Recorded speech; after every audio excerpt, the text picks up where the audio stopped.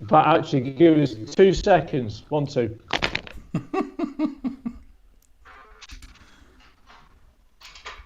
Well, Michael, we are live. Derek has just left the room. So it's Friday.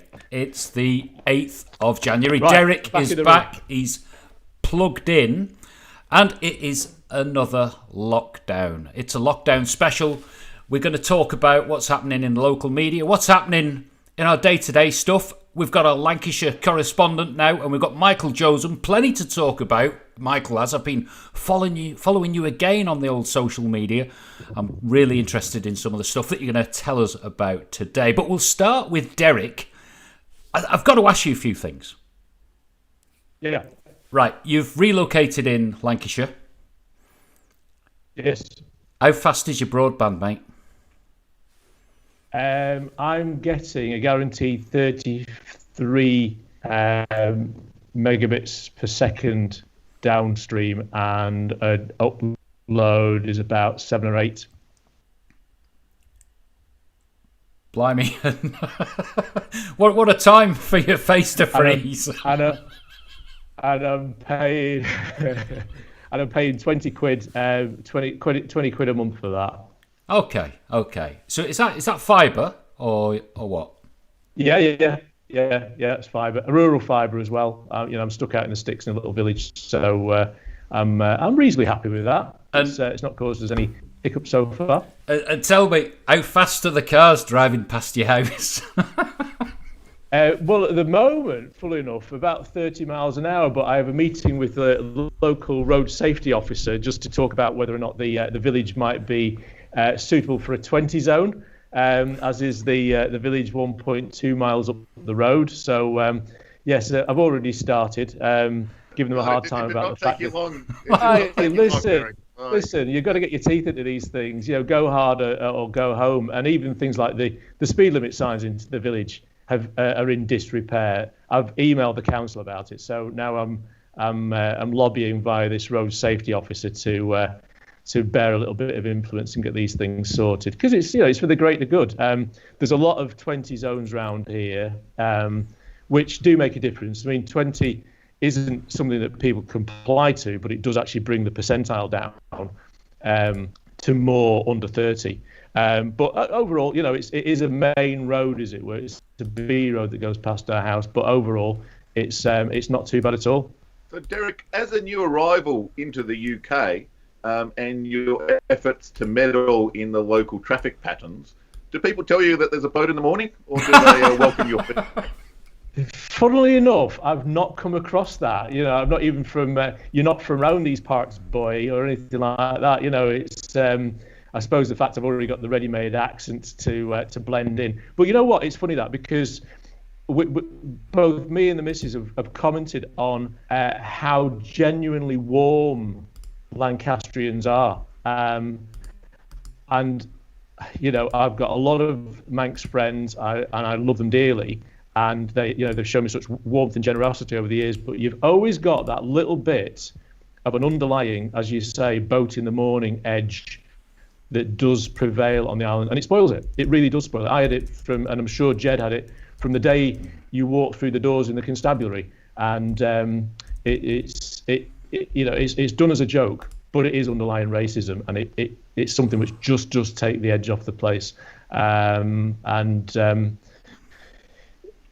It's a lot different over here. There's a genuine warmth. People are interested in what you're doing. Have some really great off-the-cuff conversations. So that's been quite good. It's been a very welcoming experience. Oh, that's lovely. And very quickly, Aldi. Have you got an Aldi nearby? We've got an Aldi. We've got a Lidl, and it is surprising, that the food prices are markedly cheaper. Don't get me wrong, everything's not cheaper. Car insurance is higher. Council tax pro rata is much higher compared to what you pay for rates, especially if you're in a rural area on the Isle of Man. And of course, the taxation side of things is a lot simpler, and you're not stung with stuff like capital gains tax Inheritance tax rules are a lot simpler and so on. So there's swings and roundabouts. I think, to be honest with you, I mean, it's early days yet, but I think it's probably going to work out cost neutral for where my income level is. And certainly the further up you go, the more beneficial it is. If you are a high net worth, there's no doubt about it, you are better off living on the Isle of Man, bar the isolation issues. And, by Christ, you've gone through that in droves over the last week. It must be a real bit of a slap going back to the new normal, as it were, and going back to lockdown. How have you found it? Well, I'm sure Michael has got a view on that. We want to talk about testing, but Mike, I've got to ask you first. You're out of the chair. You're out of the Liberal van in hot seat. What's the backstory? Sure. Look, I'm just in the process of starting up a new not-for-profit endeavour, and I want that to be very clearly non-partisan and unassociated, in any official or unofficial capacity with Liberal van. And so I think it's good and proper to keep those things separate. In addition, my good friend Paul Weatherall, who I think is an incredibly high integrity man, was available to take on and to fulfil that role. And what I really respect about Paul is his commitment to the cause. He's a little bit more, I think we have a whole lot of disagreements on various policy issues. But what I really respect about Paul is his capacity to be such a wonderfully high integrity man. And I'm sure he will do a wonderful job in that. And so hence that's done and dusted. That was a fun chapter of my life for 18 months. It wasn't a role I ever saw in the first place. I turned I'll up. teach you to go to the toilets in the middle of a political meeting. You come back and you're the chairman. Yeah. No. So when I first was elected to that role, I was actually 5 minutes late to the meeting, and saw my name up on the board as being nominated, and to my surprise, but look, Paul's there to take that forward, and so that'll be good and proper going forward. But you're still keeping your eye on matters relating to the Isle of Man, especially with the current situation and testing and vaccinations and so forth. Give us your take on that at the moment. Yeah, exactly. And so normally I play a huge amount of sport during the week, whether it be hockey or netball or going to the gym or whatnot. Can't do that at the moment. So me, like many other people here on the Isle of Man, have a lot of time on our hands. And I think that when the Chief Minister announced this lockdown, I was very, very sceptical. I was sad and angry on a personal level. But this, I think, is the first and only proactive lockdown in the world when the government maintains that there are no community transmissions of the coronavirus cases. Subsequently, in the last 24 hours, the city of Brisbane, which is a city of several million people in Australia, has been locked down because they had one case, and people were surprised by that. Here in the Isle of Man, our government, even 24 hours after lockdown had been announced, was still saying there are no cases in the community.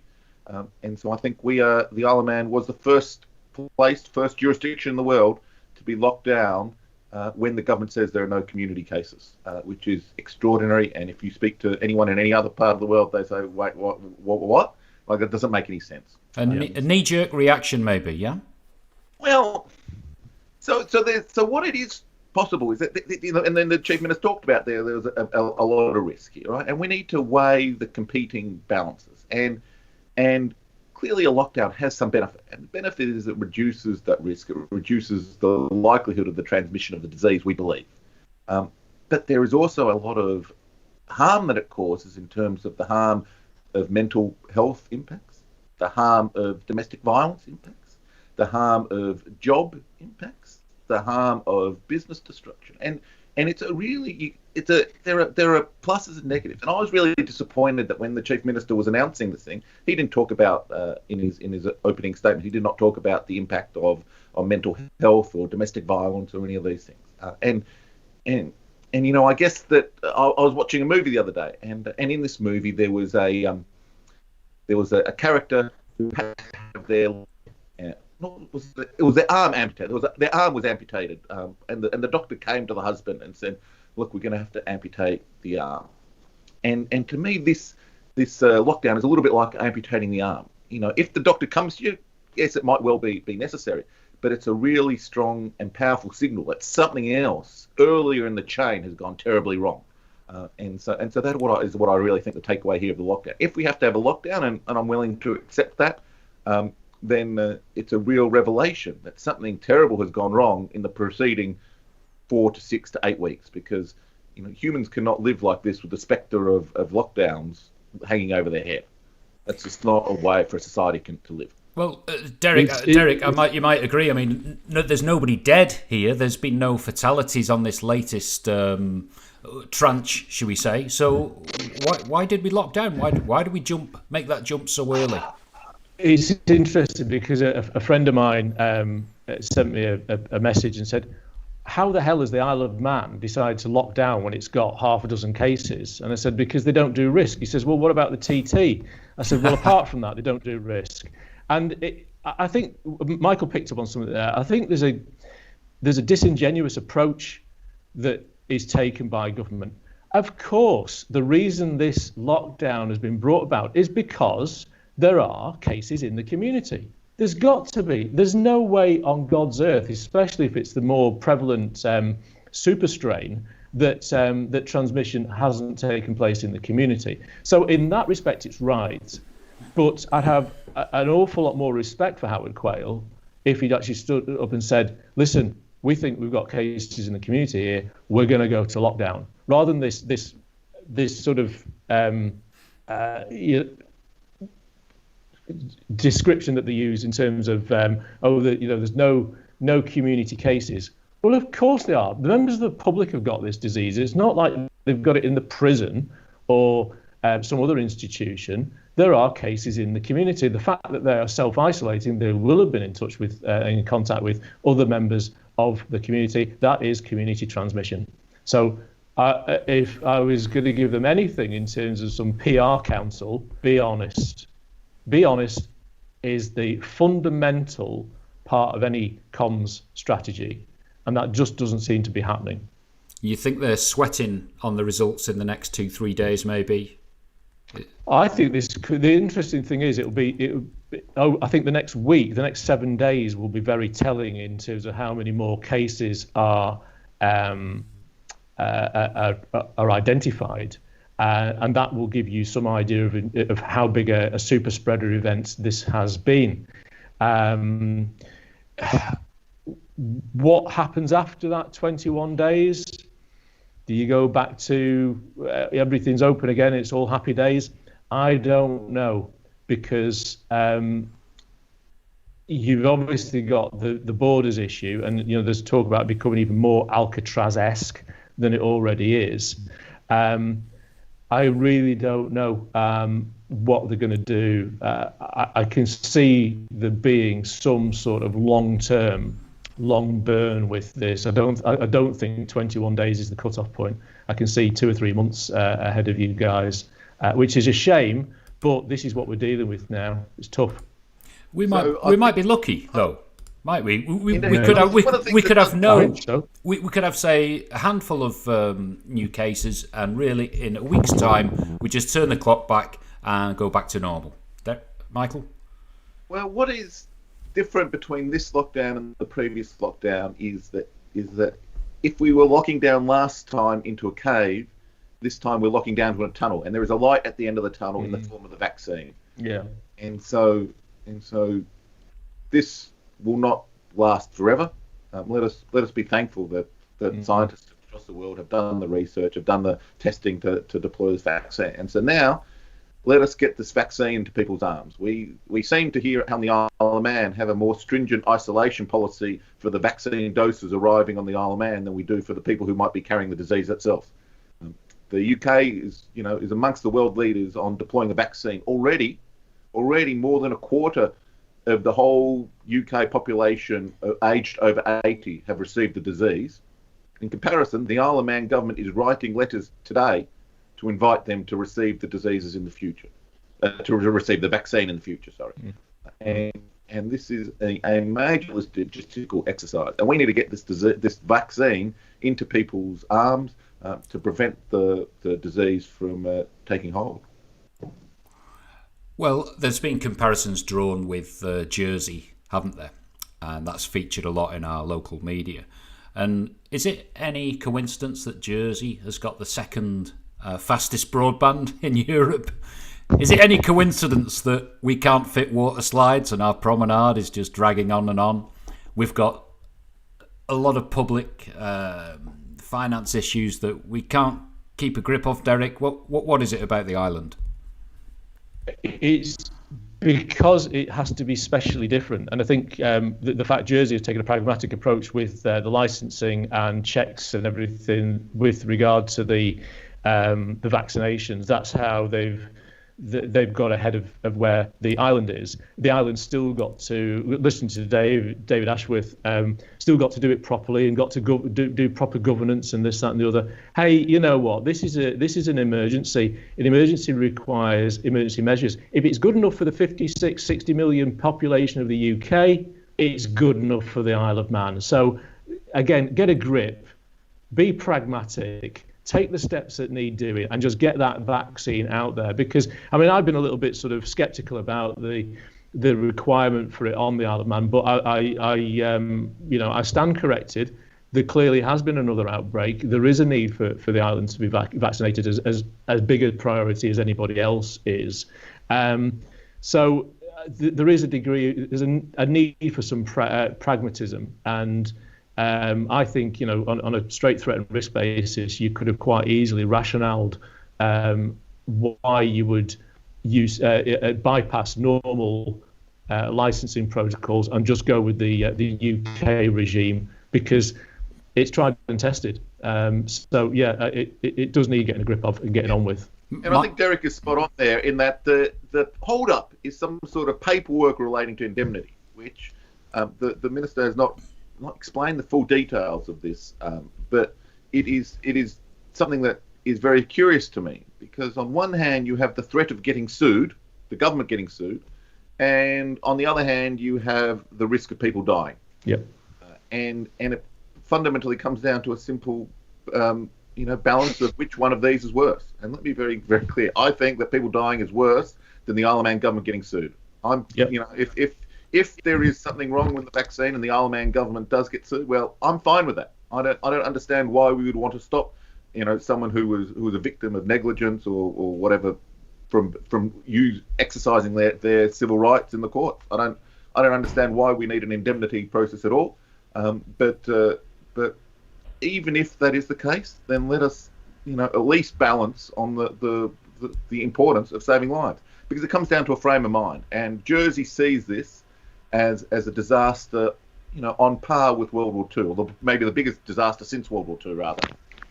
Whereas here it's a paper shuffling process whereby, we keep these vaccines in isolation for weeks and weeks and weeks when we want to get them into people's bodies. And that's why it's bizarre that here in the Isle of Man, there is not a single, as far as I can tell from the what the government says, there does not appear to be anyone over the age of 80. They falsely said at the press conference yesterday that the people in the first category group were getting the first priority group were getting the vaccine, and that's just not true. And so it's weird. You mentioned a paperwork issue, and similarly, we had one the other night. The new rules and regulations were passed at 1 minute to midnight, and yet the authorities in hand and members of the House of Keys didn't actually get the paperwork until nearly 8 hours later. Which it's just an embarrassment, isn't it, Derek? That's like basic, isn't it? But this happens time and time again, and I continue to watch everything that goes on the island with interest. I still have interests there that are dear to me, and you've got backbenchers and MLCs saying, you're just going to continue to pest and nag and bite, and it'll make a difference, it'll make a change. It won't. Komen is omnipotent in this, and they have this overarching control on things, and there's no democracy. It's literally this is what we've decided, and you'll get the information when we see you good and ready. That's not the way it should operate. You're quite right. The right of all other politicians, the need for the police to see what is going to need enforcing is really important, and it's making those that are charged with making this happen and making this work, fight with one hand tied behind the back. And it's just not fair. I don't get it, and I never have done.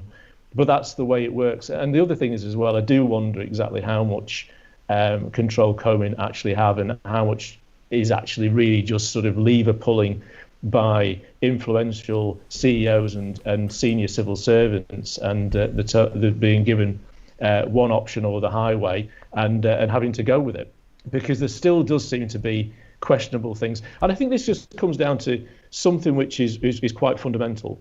When I lived on the Isle of Man, I was frustrated by the pace of politics, the direction of politics, the nonsense, the bureaucracy, and so on.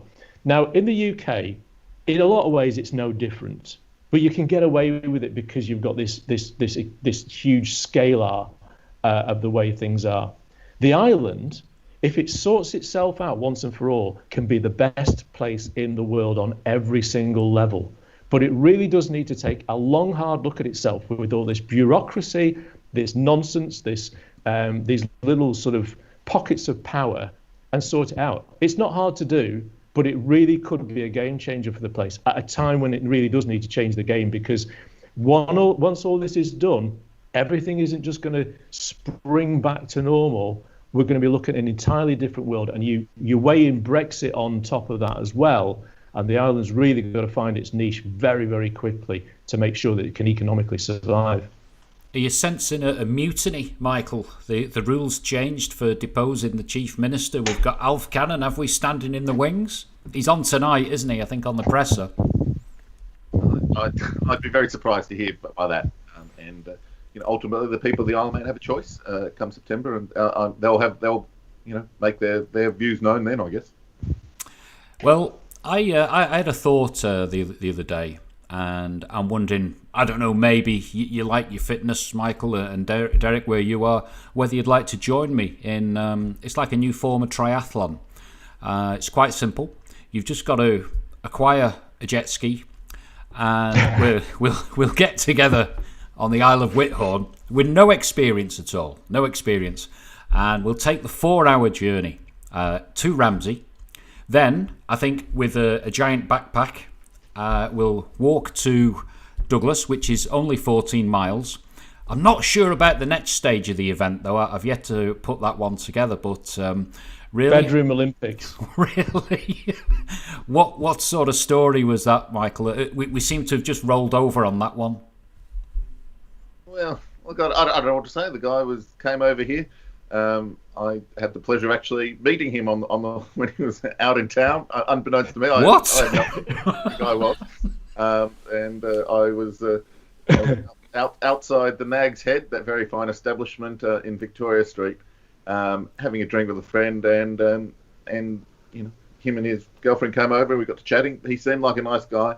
I think that some of the local demonisation of these two young people, perhaps they're a bit foolhardy. Perhaps they're a bit, I don't know what the right word is here. I'm looking for a softer word than stupid, but I guess that trying to cross the Irish Sea in a jet ski qualifies you as stupid at this time of year. But the guy is not a criminal mastermind.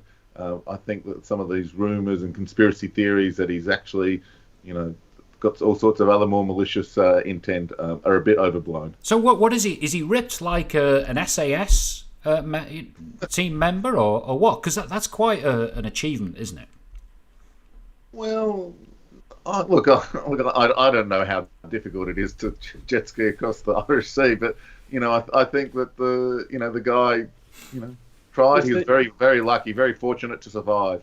Let us be thankful that no one has been harmed as a result, as far as we can tell. Oh, come on, Derek. It's the 15-mile tab after the 4-hour jet ski that was the. I mean, to be honest, I've worked with a number of special forces people over the years, and you can't always tell on face value. No. They're not all like sort of ripped like Ant Middleton sort of characters. Some of them are like 7 stone wet through, but they've got this incredible physical and mental resilience. And I tell you something, there is no way you could have undertaken that feat of human endurance if you had COVID.